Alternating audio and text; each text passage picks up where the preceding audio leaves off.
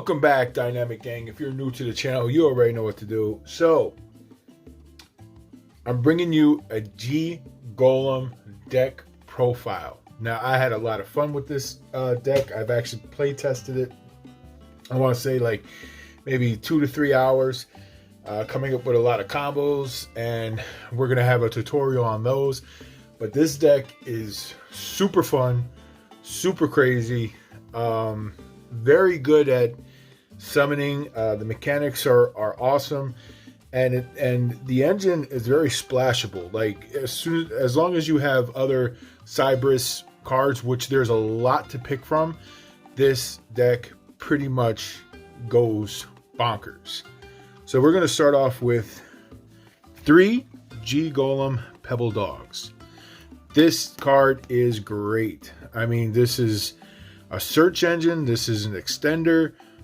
I mean, this card, I understand why they had to restrict it, because you can, it's pretty much like an parallel extender. You can like special, but they made it where you can only do it once per turn and each one of these effects. So you can either special or add this to your hand. Either way, you get to have another copy go to your hand. Or if you already have one in your hand, you could discard this card to whatever it is, whatever your card cost was. He still gets his effect where you get to search, and then you can use this to normal summon or special summon depending on if you have monsters to do that, and then you can pretty much go into your place. This card is just, I can't say enough good stuff about this card. We got 3 G Golem Rock Hammers. All right, this card is an extender. You need this to do all your plays. It's free. It's like, I'll show you why it's free when I do the tutorial, but he pretty much puts 3 tokens on the field. The only downfall is once you do that, you can't use anything but Cyberus monsters, but don't worry, we don't run anything except for Cyberus monsters. Link Slayer, this card is crazy, and the way that I play it, I will show you the combo on this. This card is a must to put in your deck. So we run 3 of him. Then we run 3 of the Parallel Exceed. This is an older card. You guys should already know what this does. Special. Enough said. This card is great for your exceeds, and it's actually really good for your links. So I think you can also use that for the synchros. I don't think this stops you from doing synchros neither. No, okay. So I haven't really played this in my synchro deck, but obviously you could play that in your synchro deck too. So that's it for the 3 copies of. We're going to get into the 2 copies. We play 2 Code Generator. This is great. You either have it in your hand or play it on the field. Either one of those effects, you can dump a 1200 attack or less Cyberus monster to the grave, or if he's already on the field, you can add it to your hand depending on what you want to play it with. We do play Micro Coder. This is a really cool card. This actually lets you search. If you have it in your hand, you can use as material. If it's on the field, either way, you could search the a Psynet card or a Spell or Trap, or you can add a level 4 Cyberus card to your hand if he's on the field. Then we play 2 Threshold Borg. He's an okay extender, but I mean, seriously, if you want to take him out and replace him with something else, I don't see why you couldn't. I like it because it's a Cyberus, and it special summons himself if you don't have no monsters. So, and the other effect where, you know, once per turn, you can, I think it's like you could discard and then it drops the monsters, like all their monsters by 500. Yeah, I don't really use it for that. I just use it as an extender to do all my link plays.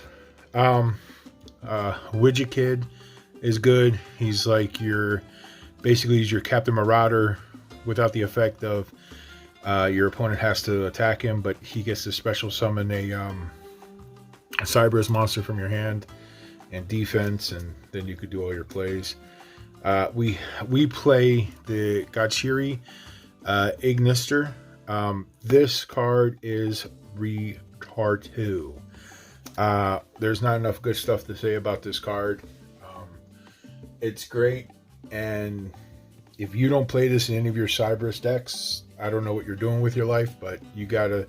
I mean, this is crazy. I mean, basically gives your monster invulnerability until the end of your opponent's next turn. So, you know, it finishes up your turn, then it goes on to their turn, and then, you know, so basically, and he can summon himself. So it's whatever.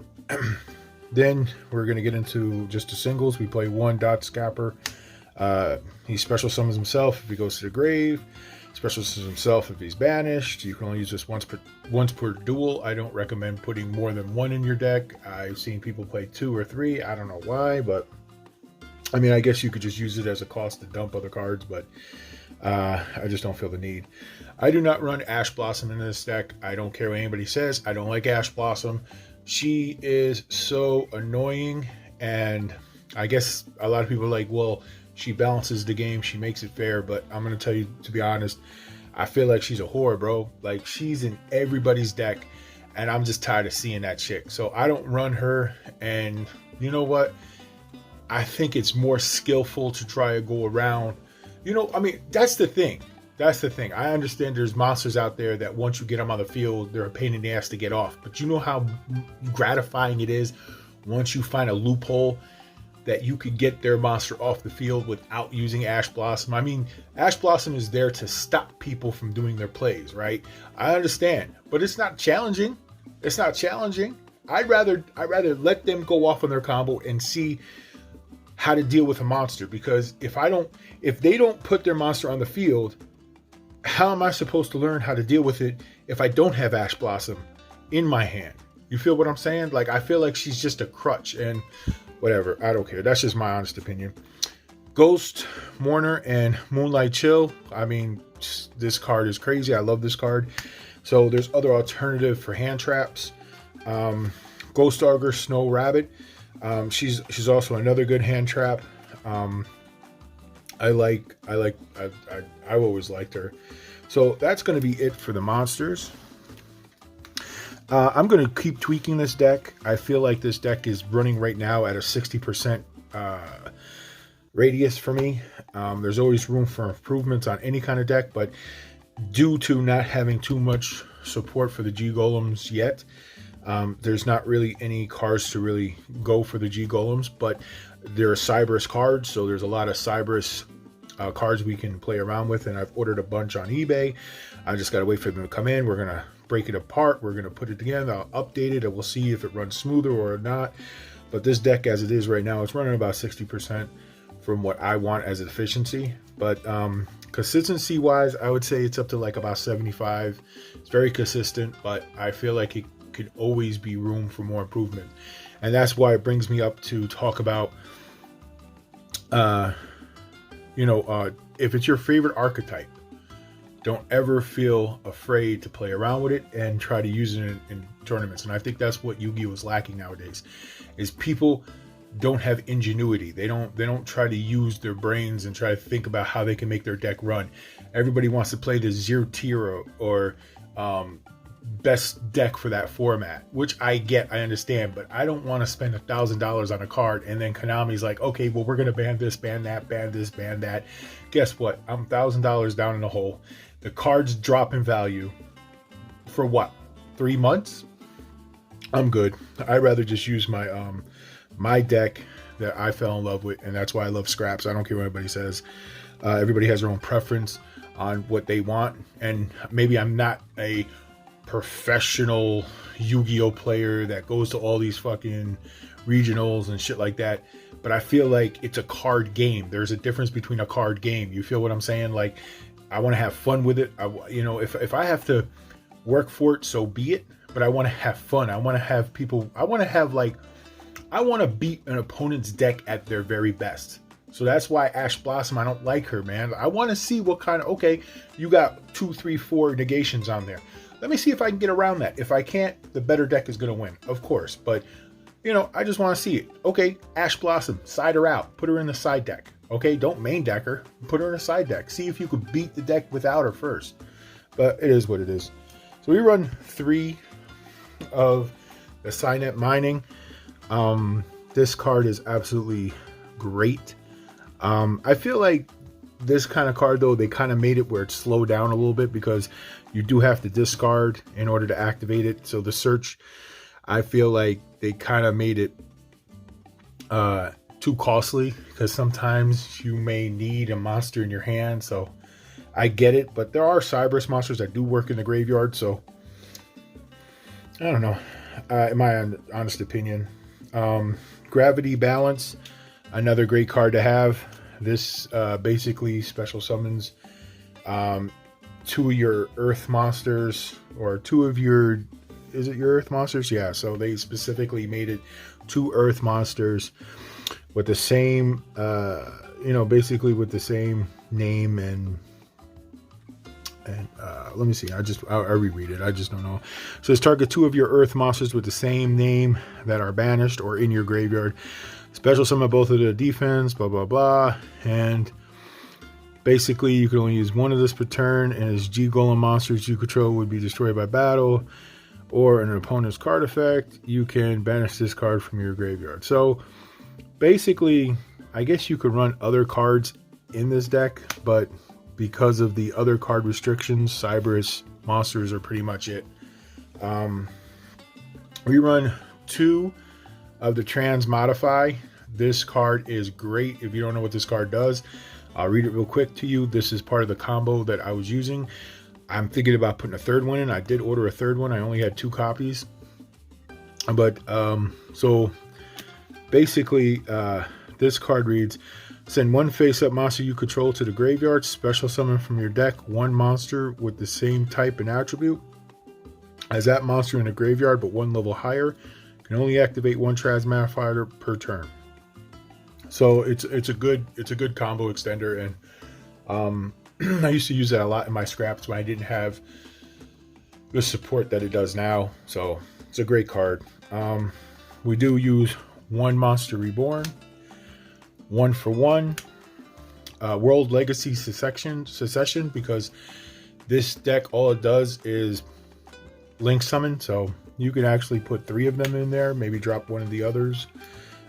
Signet Backdoor, I used to sleep on this card, but this card is actually good. I would only run 1.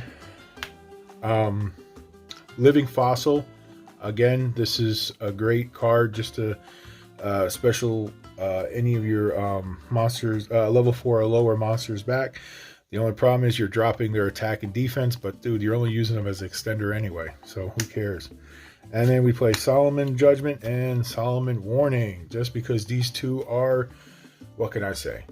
You already know what it does. So that's going to be it for the main deck. And like I said, man, I might update, I'm definitely going to update this deck because there's other cards out there that are going to work. I'm going to play test the crap out of this to make sure that I pretty much have a handle on this deck, because I really like the mechanics. I really like Earth monsters.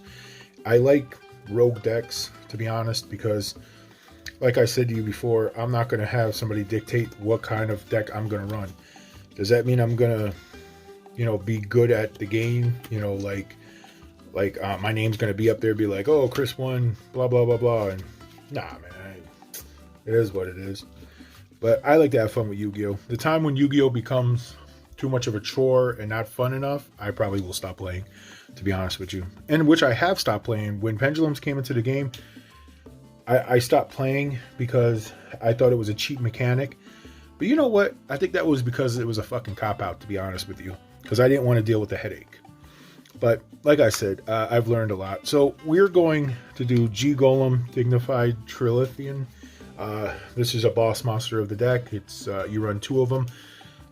He's a great card. You can use it during the damage step too, because it does alter the attack. So technically you can use it during the damage step.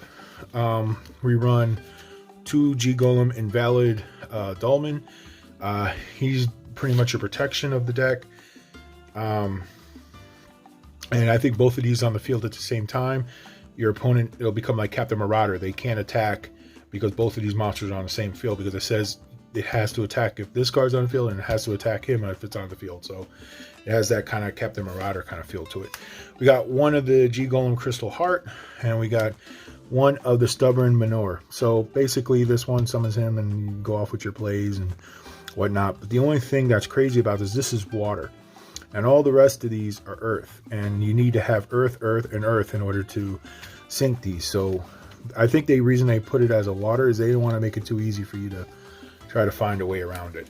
But anyway, I digress. Let's get back into this. Transcend Talker. This is a really cool card. This is, I would say this is a must in this deck. This really makes all your plays go off. He's added protection, co-linking, and everything else. I just love that card. I was even thinking about putting 2 in there, but I just don't have the room. And you can only use his effect once per turn. But I think the 500, you know, even if you had 2 of these on the field, I think you'd be able to do. I think the 500 would still go into it. I think that's a continuous effect. So we're going to get into Tri-Gate Wizard. This card, it's easy to get all 3 of these linked. And once these are all 3 co-linked, you can actually use the bottom one, which is once per turn when a card or an effect is activated. Quick effect, you can negate the activation, and if you do, banish that card. So it's a quick effect. This is, you know, he's really good if you can co-link, which we can, and I'll show you why. And so we run 1 Code Talker Inverter, and the reason we run him is he's a light, and you can actually special from your hand. And you know, you could actually side this out for another card, but he's a Cyberus monster. He's a level 2, so I mean, Link 2. I shouldn't say level. It's not a level. Anyway, I'll show you why I play him. Another boss monster has to use different attributes in order to get them onto the field. We're going to play 1 Aplusa. I don't really, you know, I feel like she's another Ash Blossom, but I feel like she's more of a decision. Do I really want to have 4 monsters or 2 of my other Link monsters in order to get her out? You know, her negations are pretty cool because it's like once per chain, so you could actually get around her if you do multiples in a chain. I believe that's how that works. Yeah, once per chain. When your opponent activates a monster effect, you can make this. Okay, so yeah, so it's once per chain, so you can actually get around her. She's not as cheap as I think Ash Blossom is so fucking cheap. I don't really like her. I really don't. I can care less about her. I understand everybody runs her in the deck because, oh my god, we got to stop these people from doing their shenanigans, blah, blah, blah. Well, guess what?